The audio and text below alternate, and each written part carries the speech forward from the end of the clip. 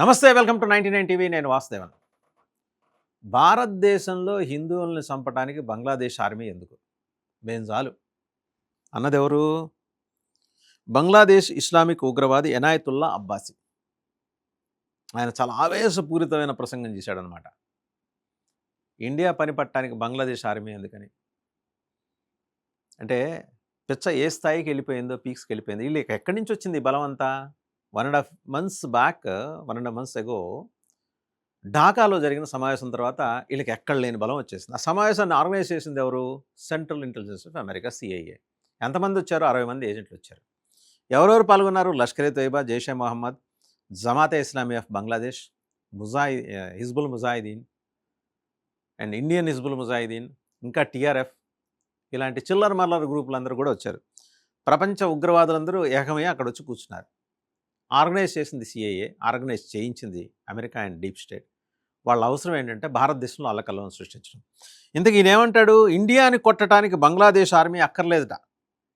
అవును, మీరు పెద్ద తురుంకాన్లు, తాంత్యా తోపేలు, అందువల్ల మీరు వచ్చి కొట్టించుకుంటుంటే భారతదేశం ఇలా గడగడ వణుకుతూ కూర్చుంటుంది. ఇంకేమన్నాడు?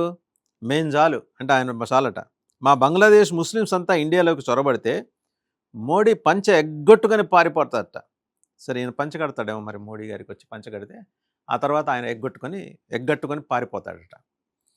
ఇండియాలో మా బంగ్లాదేశ్ వాళ్ళు కోట్లల్లో ఉన్నారు, అడ్మిట్ చేశాడు కదా ఆల్రెడీ. అండ్ అలాగే వాళ్ళకి ఒక్క పిలిపిస్తే హిందువులందరినీ ఒకేసారి లేపేస్తారట. ఆయన ఆ ఆడియో కూడా మీరు వినొచ్చు, ఆ వీడియో అండ్ ఆడియో రెండు కూడా వినొచ్చు. ఆయన ఎంత ఆవేశపూరితంగా ప్రసంగిస్తాడు. হিন্দুত্ববাদীদের মেরুদণ্ড ভেঙে চুরমার করে দেওয়া হবে বাংলাদেশে। বিডিআর লাগবে না, সেনাবাহিনী লাগবে না। মুসলমান যদি অস্ত্র হাতে তুলে মার্চ করে, মুদির ধুতি ঢিলা হয়ে যাবে। সব হরে রাম করতে করতে বাড়িতে ঢুকবে। মূর্তিকে অপসারণ করে নাপাক মূর্তি বাংলাদেশ থেকে হিন্দুস্তানে ফেলে দিবে ছুঁড়ে। ఇండియా బంగ్లాదేశ్లో ఉన్న అన్ని విగ్రహాలను పగలగొట్టేస్తాం, బంగ్లాదేశ్ తడాక ఏంటో చూపిస్తాం. హిందూ విగ్రహాలు పగలగొడతారట, గుళ్ళను ధ్వంసం చేస్తారట. ఎక్కడికి పోతుంది ఆ జీన్స్? ఎక్కడికి పోతాయి? గుళ్ళని గోపురాలని ధ్వంసం చేస్తూ కనపడిందంతా దోచుకుంటూ వెళ్ళిపోయిన ఎడారి దొంగల తాలూకు వారసులు ఇంతకు మించి ఏం మాట్లాడతారు? బట్ అలాగని మనం చేతులు ముడుచుకొని కూర్చున్నావా?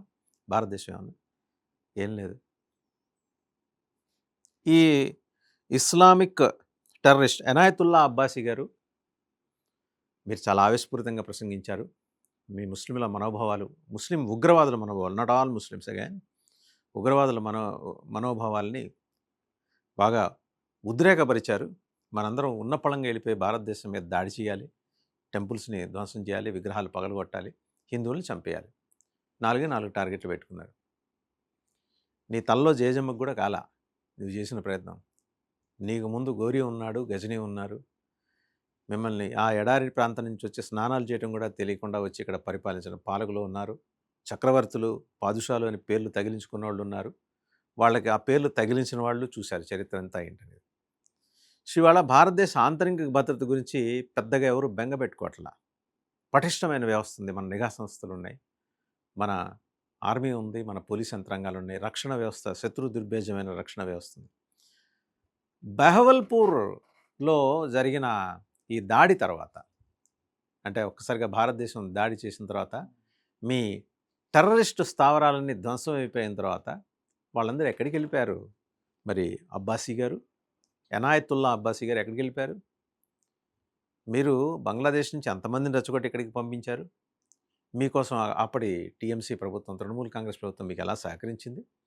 అండ్ మీ సొరంగాల్లో మీరు చేసిన అక్రమ రవాణా, హ్యూమన్ ట్రాఫికింగ్, అలాగే ఇక్కడి నుంచి దోచుకెళ్ళిన డబ్బు అక్కడికి తీసుకెళ్ళటం, ఫేక్ కరెన్సీని తీసుకురావటం, ఇవన్నీ మాకు తెలియవా? భారతదేశానికి తెలియదా? కేంద్ర హోంమంత్రికి తెలియదా? కేంద్ర రక్షణ శాఖ మంత్రికి తెలియదా? ప్రధానమంత్రికి తెలియదా? భారతదేశంలో ఉన్న ప్రజలకి తెలియదా? సో అందువల్ల ఏంటంటే మీరు చాలా ఆవేశపూరితంగా మాట్లాడారు. హిందువులందరినీ మీరు లేపేస్తారంటున్నారు, విగ్రహాలని పగలగొడతానంటున్నారు, ధ్వంసం చేస్తానంటున్నారు. అది తప్పితే ఏనాడైనా ఒక మంచి మాట మీ నోటి నుంచి వచ్చిందా? మీకు నేర్పరా ఎవరు? ఇప్పుడు ఆయన వచ్చి అక్కడ టెర్రరిస్ట్ యూనివర్సిటీకి కడుతున్నాడు. బహవల్పూర్లో డిస్మాంటిల్ అయిపోయిన తర్వాత సయ్యద్ అసీం మునీర్ గారు ఏం చేశారంటే, సిలిగురికి కోతవేడు దూరంలో బంగ్లాదేశ్ ప్రాంతంలో కొత్తగా నిర్మితం కాబోతున్న ఇంటర్నేషనల్ ఎయిర్పోర్ట్ కాంట్రాక్ట్ ఏమో పాకిస్తాన్ది, దాన్ని ఓన్ చేసుకున్నదేమో చైనా. వాళ్ళిద్దరూ కలిసి ఆడే నాటకానికి మీలాంటి సమిధులన్నీ రెడీ చేస్తున్నారు. ఇలా రెచ్చగొట్టే విధంగా మాట్లాడగల అందరినీ తీసుకొచ్చి మిమ్మల్ని రేపొద్దున ఈ ఉగ్రభూమిలో నుంచోబెట్టి మీ తలలు ఎగిరిపోయేలా చేస్తున్నది CIA, deep state, China, Pakistan, Syed హసీముని ప్రత్యేకంగా. సో ఇన్ని రకాల సౌకర్యాలు మీకు కల్పించిన తర్వాత కూడా మీకు బుద్ధి జ్ఞానం లేకుండా, మీ మనోనేత్రం తెరుచుకోకుండా మీరు ఇష్టం వచ్చినట్టు మాట్లాడుతున్నారే. హిందువుల్ని నరికేస్తారా? విగ్రహాల తలలు పగలు కొడతారా? ధ్వంసం చేస్తారా? భారతదేశాన్ని చిన్నాభిన్నం చేస్తారా? కోట్లాది మంది బంగ్లాదేశీలు ఇప్పటికీ భారతదేశంలో ప్రతి ఒక్కడి జాతకాన్ని అక్కడ అమిత్ షా, మోడీ రాస్తున్నారు. ఎవరికి ఏ టైంలో ఫిక్స్ అవుతుందో చెప్పలేం. ఖచ్చితంగా ఫిక్స్ అవుతుంది. టైం అండ్ డేట్ చెప్పగలిగేది వాళ్ళే. సో మీకు కూడా టైం అండ్ డేట్ ఏమైనా కావాలేమో, బహుశా అందుకని అలా మాట్లాడారేమో. ఈ సందేహాలు అయితే చాలా బలంగా ఉన్నాయి. ఒకటి. రెండో అంశం, భారత్ బంగ్లాదేశ్ మధ్య సంబంధాలు, ద్వైపాక్షిక సంబంధాలు దెబ్బతిన్న మాట వాస్తవం. అందుకని చెప్పేసి తారిక్ రెహమాన్ గారును జమాతే ఇస్లామీ గ్రూపులు మిమ్మల్ని ఉసిగొలిపిలా మాట్లాడిస్తున్నాయి. మొన్న పాకిస్తాన్లో ఆయన మాట్లాడాడు, ఒక క్లరిక్ మాట్లాడాడు. 10,000 మందిని హఫీజ్ సయీద్ జమ్మూ అండ్ కాశ్మీర్కి పంపించాడు ఉగ్రవాదుల్ని. మీరేమన్నారు?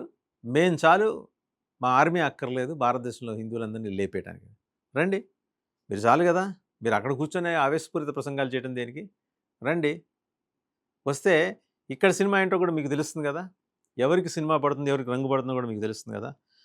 అండ్ ఈ వాచాలత్వం మానుకోకపోతే పొద్దున్న లేస్తే ఇవాళ మీరు ఉపయోగించుకుంటున్న కరెంటుకి మా మీద ఆధారపడి ఉన్నారు.